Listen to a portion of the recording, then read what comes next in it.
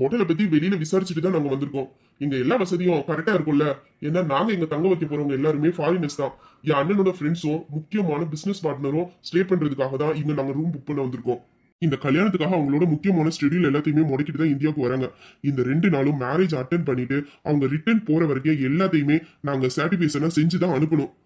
உங்க சைட்ல எல்லாம் கரெக்டா இருக்கும். எங்க கெஸ்ட் மண்டபத்துக்கு வந்து மேரேஜ் அட்டென்ட் பண்ணிட்டு ரிட்டர்ன் ஹோட்டல் வர வரைக்கும் அவங்களுக்கு எல்லாத்தையும் நாங்க செஞ்சு கொடுத்துருவோம். ஃபுல் சர்டிபிகேஷனோட தான் அவங்களை திரும்ப ஹோட்டலுக்கு அனுப்பி வைப்போம். ஆனா ஹோட்டலுக்கு வந்ததுக்கு அப்புறமே நீங்க தான் எங்க கெஸ்ட்டை நல்லபடியா பாத்துக்கணும். அவங்களுக்கு தேவையானது எல்லாத்தையும் நீங்க தான் செஞ்சு கொடுக்கணும்.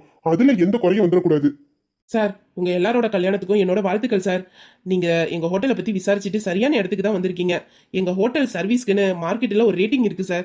உங்க வீட்டு கல்யாணத்துக்கு வெளிநாட்டுல இருந்து வர கெஸ்ட்டுங்க தங்குறதுக்கு எல்லா வசதியுமே எங்க ஹோட்டல்ல இருக்கு சார். கஸ்டமரோட சாட்டிஸ்ஃபேக்ஷன் தான் சார் எங்களோட ஃபர்ஸ்ட் ப்ரையாரிட்டியே.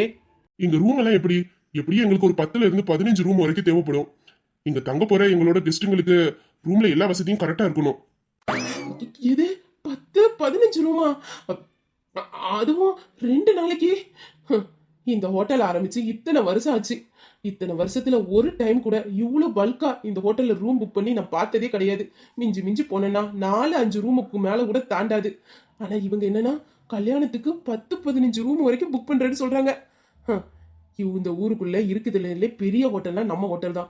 அதுவும் ஒரு ரூமுக்கு 25,000 ரூபாயில இருந்து 50,000 வரைக்கும் சார்ஜ் பண்றோம் ஒரு நாளைக்கு. இப்படி இருந்தா அந்த ஊருக்குள்ள எவன் வந்து தங்குவான்? ஆனா இவங்க 2 நாளைக்கு 15 ரூம் வேணும்னு சொல்றாங்க. இந்த விஷயம் மட்டும் இந்த ஹோட்டலோட ஓனருக்கு தெரிஞ்சிச்சுன்னா நெஞ்சு விடிச்சே செத்து போயிருவானே. ஹலோ சார், என்ன ரொம்ப நேரமா யோசிச்சுட்டு இருக்கீங்க? நாங்க கேட்டபடி எல்லா வசதியும் இருக்குல்ல? அப்படி இல்லைன்னா சொல்லிருங்க, வேற ஹோட்டல் பாத்துக்கிறோம். ஐயா சார், போயிடாதீங்க சார். நீங்க நினைச்சதை விட அதிகமான வசதி எல்லாம் எங்க ஹோட்டல்ல இருக்கு சார். எங்க லெக்சரி பிரீமியர் ஏசி ரூம் இருக்கு. 24 மணி நேரமும் வைஃபை கனெக்ஷன்லாம் இருக்கு sir. South Indian, north Indian food எல்லாம் அங்க கிடைக்கும். நீங்க இங்க தங்க வைக்க போற கெஸ்ட் எல்லாருமே ஃபாரினர்னு சொன்னீங்க. அவங்களுக்கு எல்லாத்துக்குமே இங்க கான்டினென்டல் ஃபுட் எல்லாம் கூட பெஸ்ட் செப்பை வச்சு நாங்க ரெடி பண்ணி கொடுக்குறோம் சார். இவ்வளவு தானா? இதுக்குதான் ஒரு நாளைக்கு உங்க ஹோட்டல்ல தங்குறதுக்கு இவ்வளவு பணம் வாங்குறீங்களா? இதுதான் நார்மலா எல்லா ஹோட்டல்லையுமே பண்ணி கொடுக்குறாங்களே. உங்க ஹோட்டலுக்குன்னு மார்க்கெட்ல தனி ரேட்டிங் இருக்குன்னு சொல்றீங்க. அப்படின்னா ஏதாச்சும் ஸ்பெஷலா இருக்கணும்ல. நீங்க எங்களோட கஸ்டமருக்கு நீங்க இந்த வசதி தான் பண்ணி கொடுப்பீங்கன்னா நாங்க இவ்வளவு சார்ஜ் பண்ணி இங்க தங்க வைக்க போறோம். இதை விட கம்மியான நிறைய ஹோட்டல்ல எங்களுக்கு ரூம் கிடைக்கும். நாங்க அங்கேயே புக் பண்ணிக்கிறோமே. ஐயோ சார், நான் இப்போ உங்ககிட்ட சொன்னதெல்லாம் வெறும் சாம்பிள் தான் சார். இதை விட ஸ்பெஷல்லாம் நம்ம ஹோட்டல்ல இருக்கு சார். அதனால தானே சார் எங்க ஹோட்டலுக்குன்னு இவ்வளவு ரேட்டிங் கிடைச்சிருக்கு. என்னது? எங்க ஃபேமிலி பேச்சுலர்ஸ்க்குலாம் தனித்தனி ஸ்விம்மிங் பூல் இருக்கு சார். ரொம்ப தூரம் இருந்து டிராவல் பண்ணி வர கஸ்டமருக்குலாம் நாங்க இப்போ புதுசா ஸ்பா ஸ்பெசிலிட்டிஸ்லாம் அரேஞ்ச் பண்ணியிருக்கோம். அவங்க ரொம்ப நேரம் கஷ்டப்பட்டு டிராவல் பண்ணியிருப்பாங்கல்ல, ரிலாக்ஸ் பண்றதுக்கு இது வசதியா இருக்கும் சார். ஸ்பாவா? ஸ்பானா இந்த மசாஜ் எல்லாம் பண்ணுவாங்களே, அதுவா? ஆமா சார், மசாஜ் பண்றதுதான். எங்க ஹோட்டல்ல இப்பதான் சார் புதுசா இந்த ஸ்பாவே நாங்க லான்ச் பண்ணியிருக்கோம். இங்க எல்லா வகையான மசாஜும் பண்ணுவாங்க சார். அதுக்கான பெஸ்ட் ட்ரைனர்லாம் எங்க ஹோட்டல்ல இருக்காங்க சார். ஒரு நாளைக்கு தங்குறதுக்கு இவ்வளவு பணம் கொடுக்கணுமான்னு நினைச்சேன். பரவாயில்ல, உள்ள ஒருத்தான பல மேட்டர்லாம் இருக்கும் போலயே. ஸ்பாவா? மசாஜ் சென்டர்லாம் நம்ம ஊருக்குள்ள இருக்குன்னு இன்னைக்கு தாண்டா நானும் கேள்விப்படுறேன். ஆமா சார், இந்த மசாஜ் பண்றதுக்கு இருக்குன்னு சொன்னீங்களே, அதெல்லாம் பசங்களா இல்ல பொண்ணுங்களா? ஏன் அதுக்கிட்ட நீ என்ன பண்ண போற? என்னடா சின்ன பிள்ளைத்தன்மை கேள்வி கேட்கிற? நம்ம ஊர்ல எல்லாம் இப்படி ஒரு சம்பவம் நடக்குதான்னு இப்பதான்டா நானே கேள்விப்படுறேன். இந்த ஹோட்டலை கிட்ட முதலாளி சரியான மூலக்காரனா இருப்பான் போல. பார்த்தல, வெரைட்டியான மசாஜா, அதுவும் லேடிஸ் ட்ரைனர்லாம் இருக்காங்களாம். அவன் ஹோட்டல்ல அவன் என்னமோ பண்ணிட்டு போறான். நமக்கு என்னடா அதை பத்தி? நம்ம ரூம் புக் பண்ணதான் வந்தோம். வந்த வேலையை மட்டும் பாரு. மச்சான், என்னடா நல்ல சான்ஸ் கிடைச்சிருக்கு, இதை மிஸ் பண்ண கூடுமாடா. இதை பாரு, நம்ம அங்க 10 ரூம் புக் பண்ண வந்திருக்கோம். 10 ரூம்னா எப்படி இருந்தாலும் அமௌண்ட் ரொம்ப பெருசுடா. அதுக்கு நம்ம ஏன் சாம்பிளா இந்த மசாஜ் பண்ணக்கூடாது? இதே ஒன்று ரொம்பத்துக்கா உங்க பாரு, இந்த விஷயம்லாம் வீட்டுல உள்ளவங்களுக்கு தெரிஞ்சுச்சா அப்புறம் அவ்வளவுதாண்டி. 2 நாள்ல கல்யாணத்தை வச்சுட்டு என்ன? அதுக்குதான் மச்சான் நான் சொல்றேன், 2 நாள்ல நமக்கு கல்யாணம். ஆனா நம்மளை பார்த்தா எவனாச்சும் கல்யாணம் அப்பலன்னு சொல்லுவானா? ரெஸ்ட் எடுக்க கூட டைம் இல்லாம வேலைன்னு ஓடிக்கிட்டு இருக்கோம்டா. செம்ம டயர்டா இருக்குடா. இந்த பாரு, பேசாம நம்ம ஏன் இந்த மசாஜை ட்ரை பண்ணக்கூடாது? எவ்வளவு செலவு பண்ணி கல்யாணம் பண்றோம், எவ்வளவு பேர் வருவாங்க. அவங்க முன்னாடிலாம் நம்ம ஃபேஸ் ஃப்ரெஷ்ஷா இருந்ததால பார்க்க நல்லா இருக்கும். அதுக்குதான் சொல்றேன், பண்ணலாமே. ஏன்னா நம்ம இது வரைக்கும் இந்த மசாஜ் எல்லாம் ஃபோன்ல தான் பார்த்துருக்கோம். நேரில் அதுவும் நம்ம ஊர்ல இப்பதான் கேள்வி பண்றோம். டைப் பண்றதுல ஒண்ணும் தப்பு இல்லையே. இது என்ன என்னையும் சேர்த்து இழுத்து படுத்துற? பின்னா நீ மட்டும் என்ன யோகியனாக்கும்? நீ சொன்னாலும் சொன்னாலும் நான் யோகியன் தான்டா. அவன் யோகியத்தை தான் நேத்து நான் பார்த்தனே. என்ன ஆ? என்ன என்ன என்ன பார்த்த? நானாச்சும் லைட்டை போட்டு உட்காந்து தான்டா பார்த்தேன். ஆனா நீ தூக்கம் வருதுன்னு சொல்லிட்டு லைட் அமுத்திட்டு என் பெட்ஷீட்டுக்குள்ள எனக்கே தெரியாம தலையை நுழைச்சு பார்த்து வந்தானடா நீ. நீ எல்லாம் யோகியத்தை பத்தி பேசப்படுமா? அது அதுல நான் எதுவும் பார்க்கலையே. ரொம்ப நேரமா பெட்ஷீட்டை போட்டு படுத்திருந்தியே, அதான் தூங்கிட்டியா இல்லையான்னு எட்டி பார்த்தேன். நீ பார்த்துக்கிட்டு கிடந்தா, அதோட நானும் போய் தூங்கிட்டேன். நான்லாம் எதுவும் பார்க்கலப்பா. ஆமாமா நீ பார்க்கவே இல்லை, நான் தான் பார்த்தேன்ல நீ பார்க்கவே இல்லைங்கிறத. சரிடா, நீ நல்லவனாவே இருந்துக்க, யோகியனாவே இருந்துக்க. ஆனா நான் இப்படிதான், நீங்க நவுரு நான் பாத்துக்கிறேன். இதுக்கப்புறம் இந்த டீல நான் டீல் பண்ணிக்கிறேன். டேய் வந்த இடத்துல மானத்தை வாங்காத. நான் அப்பாவுக்குலாம் தெரிஞ்சிச்சு, அவ்வளவுதான் சொல்லிட்டேன். பேசாம ரூம் புக் பண்ணிட்டு போவோம் வாடா. அதை நான் பாத்துக்கிறேன், இப்படி வா. ஏய் சொன்னா கேளுடா, ரூம் புக் பண்ணதான் வந்தோம். வந்த வேலையை முடிச்சுட்டு வீட்டுக்கு போறதுக்கு அப்பா வேற போன் பண்ணிக்கிட்டு இருக்காரு. தேவையில்லாத வேலை பார்க்காத. அப்பா இதுக்குதான் இந்த நல்லவனும் கூட எல்லாம் நம்ம ஃப்ரெண்ட்ஷிப்பே வச்சுக்க கூடாது. அவனும் கெட்டு நம்மளையும் கெடுத்துருவானுங்க. போய் முடிக்கிட்டு நில்லுடா. என்ன சார், ரூம் புக் பண்ணிடலாமா? எத்தனை ரூம் வேணும்னு சொல்லுங்க சார். ஒரே ஃப்ளோர்லேயே எல்லா ரூமையும் அரேஞ்ச் பண்ணி கொடுத்துறேன். நீங்களும் உங்களோட கெஸ்ட்டை மீட் பண்ண வரும்போது கன்ஃபியூஷன் ஆகக்கூடாதுல்ல சார், அதுக்கு தான் சார். இப்போதைக்கு ஒரு 10 ரூம் மட்டும் புக் பண்ணுங்க. எக்ஸ்ட்ரா ரூம் தேவைப்பட்டுச்சுன்னா நானே உங்களுக்கு பர்சனலா கால் பண்ணி இன்ஃபார்ம் பண்றேன். அப்புறம் இந்த கஸ்டமர் பிக்கப் ட்ராப்லாம் இருக்குல்ல, அதெல்லாம் நாங்களே பண்ணி கொடுத்துருவோம் சார். எங்கள் ஹோட்டலில் தங்குற விஐபி கஸ்டமருக்குன்னே பிஎம்டபிள்யூ கார் அரேஞ்ச் பண்ணியிருக்கோம். நீங்கள் ஃப்ளைட்டோட டைமும் நேமும் மட்டும் சொன்னால் போதும், கரெக்டான டைமில் ஏர்போர்ட்டில் போய் எங்கள் டிரைவர் பிக்கப் பண்ணிப்பாரு. அது மட்டும் இல்லை சார், மேரேஜ் டைமில் நீங்கள் பிஸியாக இருப்பீங்க. அந்த நேரத்தில் உங்களோட கெஸ்ட் எல்லாம் கரெக்டான டைமுக்கு மண்டபத்துக்கு வந்தாங்களா இல்லையான்னு நீங்கள் டென்ஷனில் இருப்பீங்க. அந்த டென்ஷன் கூட தேவையில்ல. நீங்கள் மண்டபத்தோட அட்ரஸையும் கொடுத்துட்டீங்கன்னா நாங்களே எங்கள் காரில் கொண்டாந்து மண்டபத்தில் ட்ராப் பண்ணிட்டு பிக்கப் பண்ணிப்போம் சார். அப்போ எங்க கல்யாணத்துக்கு வந்த கெஸ்ட் எல்லாம் நீங்களே மண்டபத்துல டிராப் பண்ணிடுவீங்க. இதுவும் நல்லதுக்கு தான், ஏன்னா நாங்க தான் கல்யாணம் மாப்பிள்ள. அந்த டைம்ல மண்டபத்துக்கு எங்க கெஸ்ட் எல்லாம் கரெக்ட் டைம்ல வந்துட்டாங்களா இல்லையான்னு எங்களால பார்க்க முடியாது. வீட்டுல இருக்க பெரியவங்களும் கல்யாண வேலை, சொந்தக்காரங்க எல்லாம் வந்துட்டாங்களா என்ன ஏதுன்னு அவங்களே தான் கவனிச்சுப்பாங்க. இவ்வளவு ஃபெசிலிட்டிஸ் இருக்கும்போது எங்க ரூம் புக் பண்றதுல எங்களுக்கு எந்த ப்ராப்ளமும் இல்லை. நீங்க ரூம் புக் பண்ணிருங்க.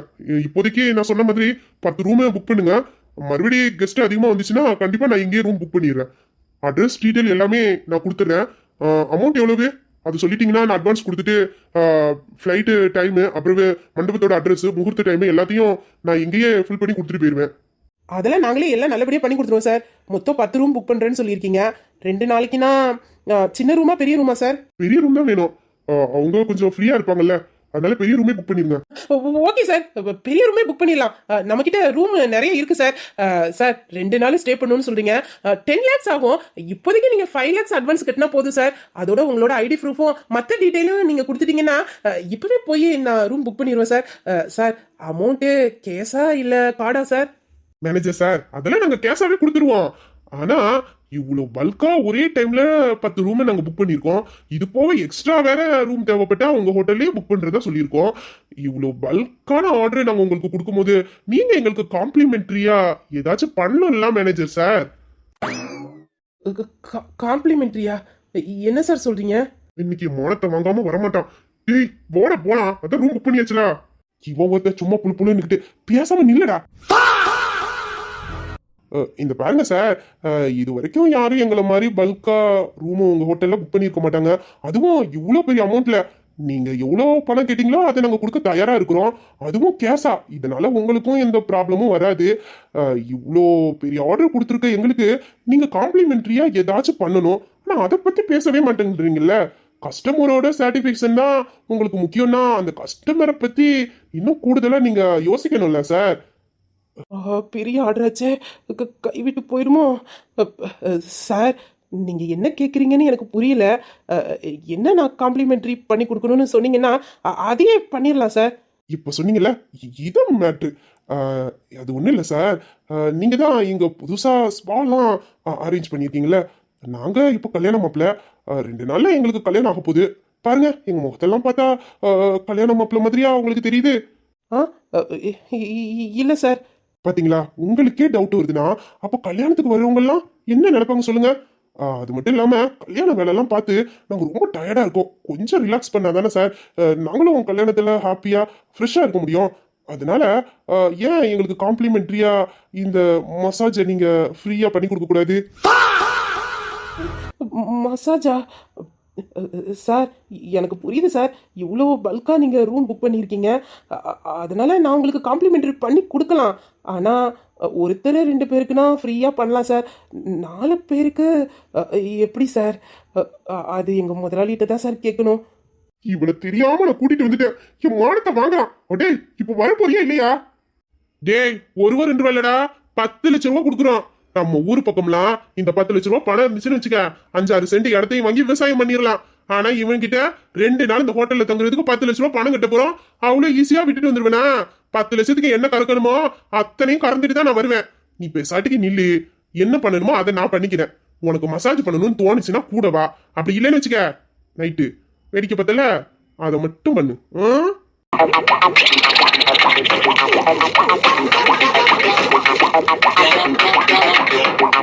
டேய் உனக்கு நேரம் சரியில்லை பாத்துக்க, அவ்வளவுதான் சொல்லுவேன்.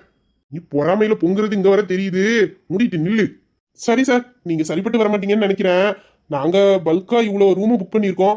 அதுவும் 10 லட்சம் ரூபாய்க்கு விஐபி ரூமு. இவ்வளோ பெரிய அமௌண்ட்ல ரூம் புக் பண்ணா நீங்க எங்களுக்கு கண்டிப்பா காம்ப்ளிமெண்ட்ரி பண்ணி கொடுக்கணும். நீங்க யோசிக்கிறத பார்த்தா அதுக்கெல்லாம் சரிப்பட்டு வர மாட்டீங்கன்னு நினைக்கிறேன். ஓகே சார், நாங்க இதை விட வேற ஹோட்டல் பாத்துக்கிறோம். நம்ம ஊருக்குள்ள இல்லாத ஹோட்டலா? நாங்க 10 லட்சம் ரூபா கொடுக்குறோன்னு சொன்னா நீங்க கேட்டதை விட நிறைய அரேஞ்ச் பண்ணி கொடுப்பாங்க சார். நாங்க வேற ஹோட்டலே பாத்துக்கிறோம். ஐயோ, இவங்க போயிட்டாங்கன்னா என் பொழப்புல மண்ணு வந்துப்படுமே. ஐயோ சார், அப்படிலாம் தப்பான முடிவு எடுக்காதீங்க சார்.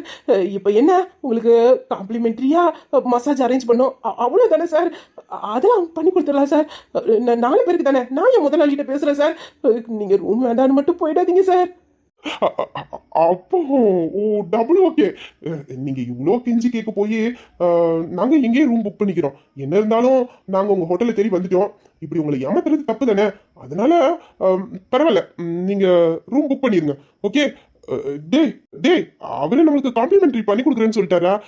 இதுக்கப்புறமும் நம்ம அங்க ரூம் புக் பண்ணாம போனா பாவம் மேனேஜர் சாரு மனசு ரொம்ப கஷ்டப்படுவாரா. அதனால நீ ஒன்றும் டென்ஷன் ஆகாத, நம்ம இங்கேயே ரூம் புக் பண்ணிடலாம். போ, வெக்கமே இல்ல. போடா, இதுக்கெல்லாம் போய் வெக்கப்பட கொடுமாடா. இந்த பாருடா, இன்னும் 2 நல்ல கல்யாணம் முடிஞ்சதுக்கு அப்புறமே நம்ம ஆளுங்க முன்னாடி இப்படி வெக்கப்பட்டுக்கிட்டு கூச்சிக்கிட்டு போய் நின்னு வச்சுக்கீங்க, நம்மளாம் அதுக்கு சரிப்பட்டு வர மாட்டேன்னு ஓட விட்டுருவாள்வடா.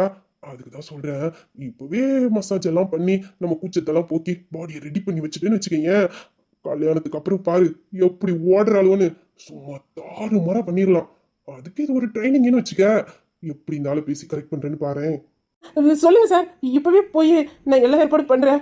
அது கன்ஃபார்மா நீங்க பண்ணிதான் ஆகணும். ஆனா அதுக்கு முன்னாடி எனக்கு ஒரு டவுட், அதை கிளாரிஃபை பண்ணிட்டீங்கன்னா அப்புறம் நம்ம ஸ்டார்ட் பண்ணிடலாம். என்ன டவுட் சார்? அவனே, இன்னைக்கு உனக்கு நேரம் சரியில்லை, பார்த்துக்கிட்டே இரு. உன் வாய்க்கு நீ எப்படி வாங்கி கட்டிட்டு வரணும் சார். இல்ல, உங்க ஹோட்டல்ல மசாஜ் பண்ற கேர்ள்ஸ் ட்ரைனர்லாம் உள்நாடா இல்ல வெளிநாடா? ஏன் கேக்குறேன்னா, நான் ஆர்மியில இருக்கும்போது ஃபிட்டா இருந்தேன். ஊருக்கு வந்ததுக்கு அப்புறமும் மம்மட்டியை பிடிச்சி விவசாயம் பண்ண ஆரம்பிச்சதுல இருந்து உடம்பெல்லாம் கொஞ்சம் கரடு முரட்டுத்தனமா மாறிடுச்சு. இந்த முரட்டுத்தனமா இருக்கிற பாடிக்கு மசாஜ் பண்ற ஹேண்டு உள்நாடை விட வெளிநாடா இருந்துச்சுன்னா நல்லா இருக்கும். அதுக்கு தான் கேக்குறேன். எப்படி கேட்கணும் பாரு, அந்த ஆளு என்ன நினைப்பாரு. ஐயோ, இப்போ இந்த சார் என்கிட்ட என்ன கேட்டாரு? இல்ல எனக்கு தான் தப்பா கேக்குதா? அது எப்படி இவருக்கு மசாஜ் பண்றதுக்கு லேடிஸ் ட்ரைனரை பத்தி விசாரிக்காரு? ஐயோ, நான் இப்போ இதை பத்தி இவர்கிட்ட கேட்க போய் இவர் என்ன தப்பா புரிஞ்சுக்கிட்டு ரூம் புக் பண்ணாம போயிட்டா. அத்தி 10 லட்சம்ல இந்த ஆர்டரை வச்சுதான் இந்த முதலாளி கிட்ட இந்த மாசம் சம்பளத்தை கூட்டி வாங்கலாம்னு நினைச்சேன். மண்ணு விழுந்துரும் போலயே. சார், என்ன மசாஜ் பண்ண போலாமா? போலாம் சார். நீங்க கேட்ட மாதிரியே தாய் மசாஜ் பண்ணிடலாம். அந்த மசாஜுக்கான பெஸ்ட் ட்ரைனர்லாம் எங்க ஹோட்டல்ல இருக்காங்க. கேர்ள்ஸ் ட்ரைனரும் பாய்ஸ் ட்ரைனரும் இருக்காங்க சார். கேர்ள்ஸ் இருக்காங்கல்ல, அது போதும். அதான் சார், எங்க ஹோட்டல் ரூல்ஸ் படி கேர்ள்ஸுக்கு கேர்ள்ஸ் ட்ரைனரும் பாய்ஸுக்கு பாய்ஸ் ட்ரைனரும் தான் சார் நாங்க அரேஞ்ச் பண்ணி கொடுப்போம்.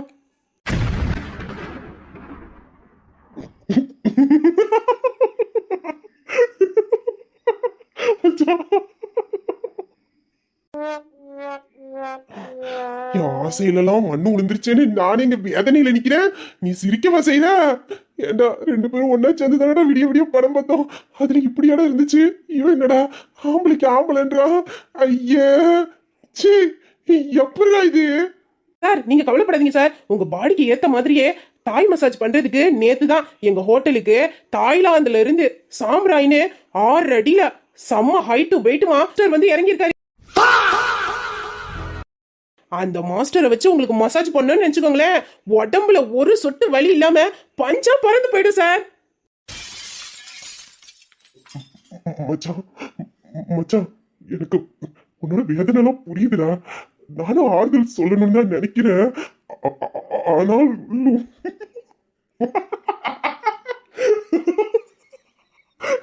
சாரிடா.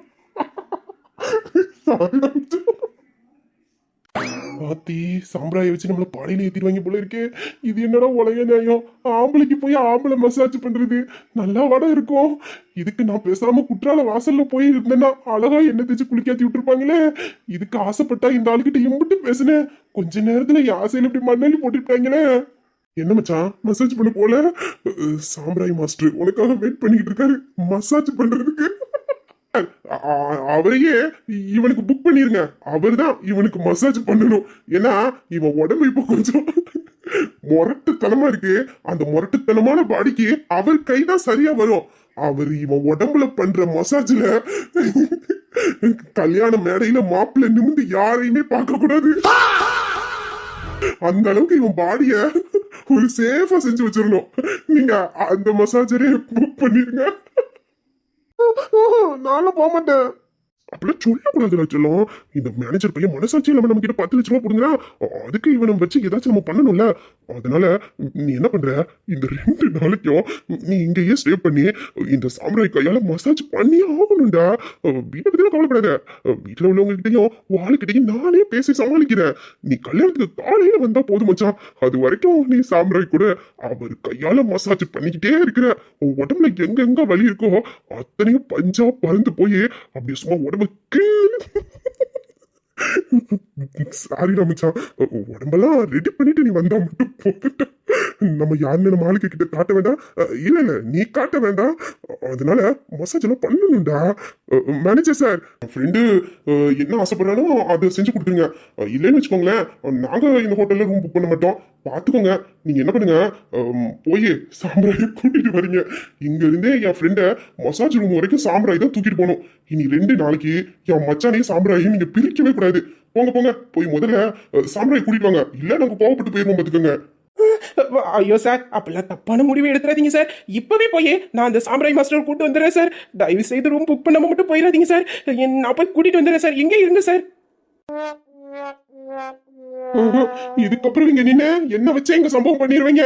டேய் சாம்ராயி, எனக்குன்னே வந்து இறங்குவியாடா நீனு? எனக்கு மசாஜ் வேண்டாம், ஒண்ணும் வேண்டாயா. டேய் சாம்ராய் இப்ப வந்துருவாங்க. வராங்க, வாயில வந்துரு சொல்லிட்டேன். வந்தா நீ போய் பண்ண. கொஞ்ச நேரத்துல இந்த மேனேஜர் பையன் என் உயிருக்கே உழைச்சிட பார்த்துட்டான். எனக்குன்னு ஸ்பெஷலா தாய்லாந்துல இருந்து இறக்கிருக்கானா. இறக்குவான் நல்லா ஆளை பார்த்துக்கிட்டு இறக்குவான். இதுக்கப்புறம் நாங்க நிப்பேன். என் வாழ்க்கையிலே மசாஜுங்கிற ஒன்னைய நான் இதோட அழிச்சிட்டேன். விட்ரா பாண்டி சூட்ட.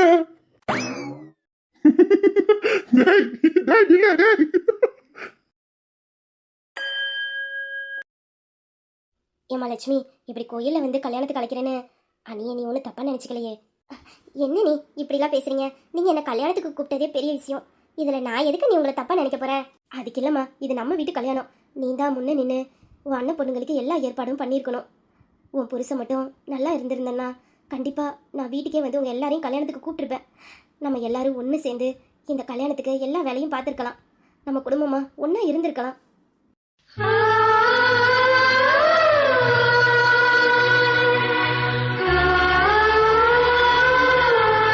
மேல இருக்க நம்பிக்கையில தான் அவர் கேட்ட உடனே உன்னை கல்யாணம் பண்ணியும் கொடுத்தாரு.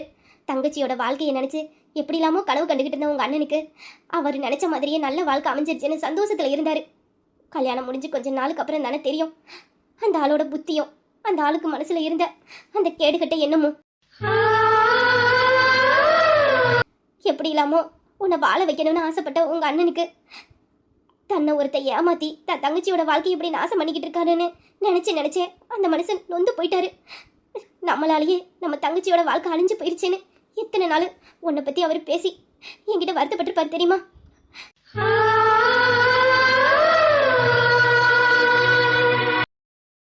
அந்த ஆளு மட்டும் இவ்வளவு பெரிய கெட்டவனு முன்னாடியே தெரிஞ்சிருந்துச்சுன்னா உங்க அண்ணன் இந்த கல்யாணத்துக்கு கண்டிப்பா சம்மதிச்சிருக்க மாட்டாரு.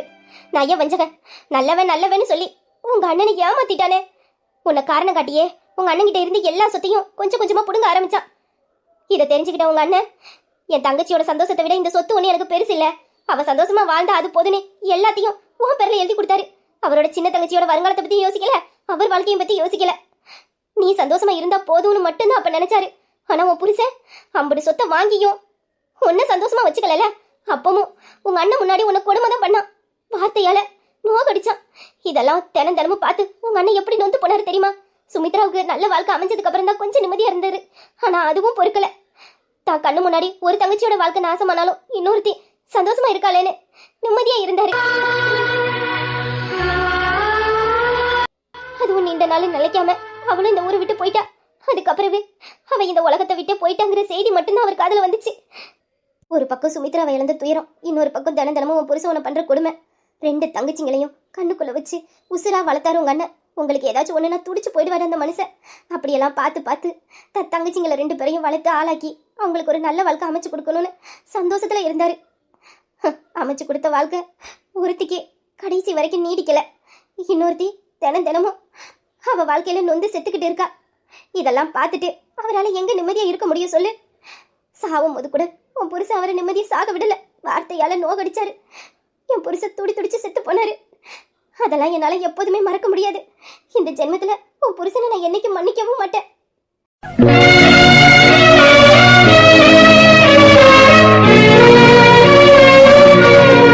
அண்ணி, என்னாலதானே நீ எல்லாமே, என்னாலதான் என் அண்ணன் எல்லாத்தையும் இழந்தா.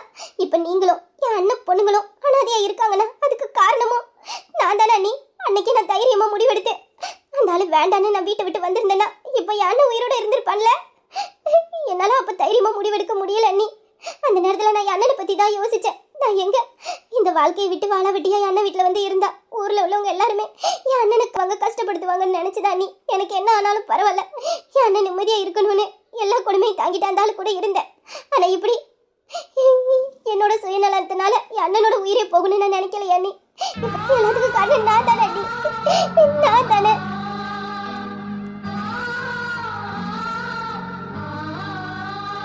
லட்சுமி அழுவாத, இதுல உமல என்ன தப்பு இருக்கு? நீனே பாவம் ஒரு அப்பாவி. உன் அப்பாவித்தனத்தை உன் புருஷன் பயன்படுத்திக்கிட்டான், அவ்வளவுதான். நீ சொன்ன மாதிரி அன்னைக்கே அந்த ஆள் வேண்டான்னு தூக்கி போட்டு வந்துருந்தா மட்டும் உங்க அண்ணன் சந்தோஷமா இருந்திருப்பாரா? தினமும் உன்னை நினைச்சு வேதனைப்பட்டுக்கிட்டு தானே இருந்திருப்பாரு. அதுக்கு அந்த கடவுள் அப்படி ஒரு தண்டனையை உங்க அண்ணனுக்கு கொடுக்காம உடனே பறிச்சுக்கிட்டாரு, அவ்வளவுதான். இப்ப என்ன, அவர் எங்க கூட இல்ல. என் பிள்ளைங்களோட கல்யாணத்தை நினைச்சு உங்க அண்ணன் எவ்வளவோ ஆசைப்பட்டுக்கிட்டு இருந்தாரு, எப்படி இல்லாம நடத்தணும்னு கனவு கண்டு வச்சிருந்தாரு. தங்கச்சியோட வாழ்க்கை தான் இப்படி ஆயிட்டு. நான் பெத்த பொண்ணுங்களோட வாழ்க்கையாச்சு நல்லபடியா அமைச்சு கொடுக்கணும், அவங்களுக்கு பார்த்து ஒவ்வொன்றா செய்யணும்னு நினைச்சாரு. இப்ப கூட இல்ல, அதுக்கு என்ன பண்ண முடியும்? அவரை நினைச்ச மாதிரியே அவர் பொண்ணுங்களை நான் கரை சேர்த்து வைக்கிறேன். நீ அழுவாத, உன் மேல எந்த தப்பு இல்ல. நான் இப்ப இதை உங்ககிட்ட சொல்லணும்னு இல்ல. கோயிலுக்கு வந்தாலே என் மனசுல இருக்க வேதனையெல்லாம் யாருக்கிட்டையாச்சும் கொட்டி தீக்கணும்னு தோணுது. எப்போதான் அந்த கடவுள்கிட்ட என் கவலையெல்லாம் சொல்லிக்கிட்டு அழுவேன். இன்னைக்கு உன்னை பார்த்தது என் மனசுல இருக்கிறதெல்லாம் சொல்லணும்னு தோணுச்சு. மற்றபடி உன்னை கஷ்டப்படுத்தணுங்கிறதுக்காக ஒன்றும் நான் சொல்லலை. உன் மேலே எந்த தப்பும் இல்லை. நீ நல்லா இருக்கணும்னு தான் நாங்கள் எல்லாரும் ஆசைப்படுறோம். இப்போ கூட நீ சந்தோஷமா இருக்கணுங்கிறதுக்காக தான் நான் வீடு தேடி வந்து உன்னை கல்யாணத்துக்கு கூப்பிடல. இதை வச்சு அந்தாலும் மறுபடியும் உன்னை ஏதாச்சும் பேசினாலும் அடிச்சாலும் கண்டிப்பாக என்னால் தாங்கிக்க முடியாது. அதனால தான் லட்சுமி நான் வீட்டுக்கு கூட வரமா கோயிலை வச்சு உன்கிட்ட சொல்கிறேன். பிறப்பையும் இறப்பையும் கடவுள் தான் முடிவு பண்ணணும். அதை நம்மளால எதுவும் பண்ண முடியாது. நீ அழுவாத லட்சுமி, அழுவாத. நான் உங்களை வார்த்தைக்காக தான் அண்ணின்னு கூப்பிடுறேன். ஆனா மனசார உங்களை நான் என் அம்மாவா தான் நினைச்சுக்கிறேன்.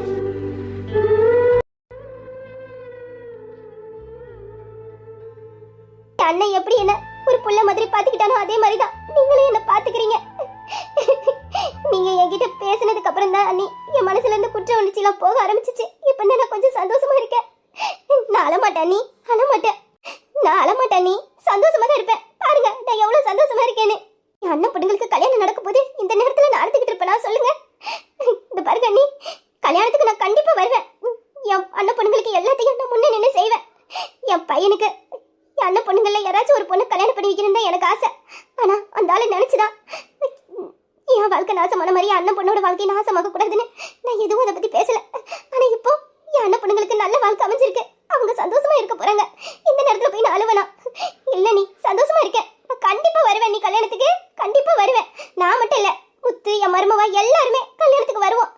கல்யாணம் முடிஞ்சு மறுவீடு வரைக்கும் கூட தான் இருப்பேன். யார் என்ன சொன்னாலும் அதை பத்தி நான் கவலைப்பட மாட்டேன். நீ யார் என்ன சொன்னாலும் சரி, என் புருஷனை தடுத்தாலும் சரி, நான் கண்டிப்பா கல்யாணத்துக்கு வருவேன். உங்க அண்ணன் அடிக்கடி உனக்கு குழந்தை மாதிரி மனசுன்னு சொல்லுவாரு. அது ஏன் சொல்றாருன்னு இப்ப தானே தெரியுது. இப்படி கள்ளம் கபடம் இல்லாத மனசுக்கு தான் கடவுள் இப்படி ஒரு வாழ்க்கையை கொடுத்துருக்காரு. சரி, எல்லாம் சரியாயிடும். இந்த பார் லட்சுமி, நானே உன் மவனையும் மருமவளையும் கல்யாணத்துக்கு கூப்பிடணும்னு நினைச்சேன். நீனே கூட்டிட்டு வரேன்னுட்ட. இது நம்ம வீட்டு கல்யாணம். நீ தான் முன்ன நின்று உன் மருமவளுக்கு செய்ய வேண்டிய எல்லா கடமைகளையும் செய்யணும். நாளைக்கு காலையில பந்தக்கால் நடுறோம், சாயந்தரம் நலுங்கு வச்சிருக்கோம். நீ காலையிலே வந்துடணும். எல்லாத்தையும் முன்ன நின்று இனிமேல் நீ தான் பண்ணணும்னு சொல்லிட்டேன். சும்மாவே உன் மருமவளும் என்னென்ன சேட்டை பண்ணுவாளுன்னு தெரியல. அவளோட சமாளிக்கவே எனக்கு நேரம் இல்லை. இதுல கல்யாண வேலையை வேற ஒரு பக்கம் பார்க்கணும். நீனே என் கூட இருந்தா எனக்கு துணையா இருக்கும். என் அக்கா கறி இன்னைக்கு வரேன் நாளைக்கு வரேன்றா. அவ என்னைக்கு வந்து இறங்க போறான்னு தெரியல. நாளைக்கு நீ வீட்டுக்கு வந்துரு. என்ன நம்ம வீட்டு கல்யாணம் நான் வராம எப்படி நீ? அதெல்லாம் காலையிலே வந்துருவேன். என் மருமவள 2 பேரையும் நான் எப்படி பாத்துக்கிறேன்னு மட்டும் பாருங்க. என் மருமவள ஒருத்தியாச்சும் என் குடும்பத்துல எடுத்து இந்த குடும்பத்தை ஒன்னாக்கலாம்னு நினைச்சேன். ஆனா என் தங்கச்சி எனக்கு முன்னாடி முந்திக்கிட்டா. அவளோட 2 பிள்ளைக்குமே என் அண்ணனோட 2 பிள்ளைகளையும் மருமவள் ஆக்கிட்டாளே. என் அண்ணன் ஒரு பிள்ளையை தான் கொடுப்பேன்னு சொன்னா, இன்னொரு பிள்ளைய என் பக்கம் வளைச்சிக்கலான்னு பார்த்தா இப்போ எனக்கு கொடுத்து வைக்கலனாலும் என் தங்கச்சிக்கு கொடுத்து வச்சிருச்சு. லட்சுமி அக்கா, எனக்கு என்னமோ நிலாவோட கல்யாணம் ஒவ்வொரு தடவையும் தட்டி போனதுக்கு காரணம் இப்படி ஒரு சந்தோஷமான நிகழ்வு உங்க குடும்பத்துல நடக்கணுங்கிறதுக்காக தானே நான் நினைக்கிறேன். உங்க பிள்ளைங்களும் சரி, என் பிள்ளைங்களும் சரி, எல்லாரும் ஒரே குடும்பத்துல தான் வாழ போறாங்க. 3 பேரும் எப்படி ஒரே மாதிரி சுத்திக்கிட்டு தெரிஞ்சாலுங்களோ அதே மாதிரி ஒரே குடும்பத்துல வாக்கப்பட்டு அண்ணன் தம்பியை கல்யாணம் பண்ணிக்கிட்டு குடும்பமா ஒன்னா இருக்க போறீங்க. பிரிஞ்சு போன குடும்பம் இப்போ ஒன்னு சேர போகுது. சீக்கிரத்துல நீங்களும் இந்த குடும்பத்தோட வந்து சேர போறீங்க. எல்லாரும் ஒன்னாதான் இருக்க போறோம் லட்சுமி அக்கா. உங்க வாயால இப்படி ஒரு வார்த்தை கேட்கும்போது எனக்கு எவ்வளவு சந்தோஷமா இருக்கு தெரியுமா? இப்படி ஒரு நாள் வராதானே நானும் ஒவ்வொரு நாளும் அந்த கடவுள்கிட்ட வேண்டிக்கிட்டு தான் இருக்கேன். சீக்கிரத்துல இந்த குடும்பம் ஒன்று சேரும், எல்லாரும் ஒன்னா இருப்போம். கோயிலை வச்சு நல்ல செய்தி சொல்லியிருக்கீங்க. என் அண்ணி கல்யாண செய்தி சொல்லியிருக்காங்க. நீங்க இந்த குடும்பம் ஒன்று சேரும்னு சொல்லியிருக்கீங்க. இன்னைக்கு என் மனசே ரொம்ப நிம்மதியா சந்தோஷமா இருக்கு. சரி லட்சுமி, பேசிக்கிட்டே இருந்ததுல நேரம் போனதே தெரியல. ஒரு 2 மருமகளும் வீட்டை என்ன நிலைமைக்கு ஆளாக்கி வச்சிருக்காளோ போனாதான் தெரியும். சரி, நான் கிளம்புறேன். லட்சுமி அக்கா, நானும் கல்யாணத்துக்கு சொல்லணுமா என்ன? என் வீட்டு கல்யாணத்துக்கு நீங்க என்ன அழைக்கணுமாக்கும்? அதெல்லாம் ஒன்றும் தேவையில்ல. நான் நீங்க கூப்பிட்டாலும் கூப்பிடலனாலும் கண்டிப்பா கல்யாணத்துக்கு வந்திருப்பேன். ஆமாமா, ஆமா, இது உன் வீட்டு கல்யாணம் தான். நீனே முன்ன வந்து நின்று எல்லாத்தையும் பாத்துக்க. சரிம்மா, அப்ப நான் கிளம்புறேன். சரிங்க நீ. நான் கோயிலுக்கு வந்து இவ்வளவு சந்தோஷமா திரும்பி போனதே இல்லை. இன்னைக்கு மன நிறைவோடையும் சந்தோஷமாவும் போறேன். அதுக்கு காரணம் நீங்க தான். நீங்களும் சந்தோஷமா இருங்க. நான் காலையிலே வந்துடுவேன் வீட்டுக்கு. சரிங்களா? சரிம்மா, காலையிலே வந்துரு. சரியா? அப்ப நான் கிளம்புறேன். இப்ப நானும் கிளம்புறேன் லட்சுமிக்கா. எனக்கும் நிறைய வேலை கிடக்கு வீட்டுல. சரிங்க நீ, நீங்க பார்த்து பத்திரமா போங்க. மருமக கிட்ட சொல்லிருங்க காலையிலே அத்தை வீட்டுக்கு வந்துருவேன் நானு. சரிங்களா நீ? அப்ப நான் கிளம்புறேன்.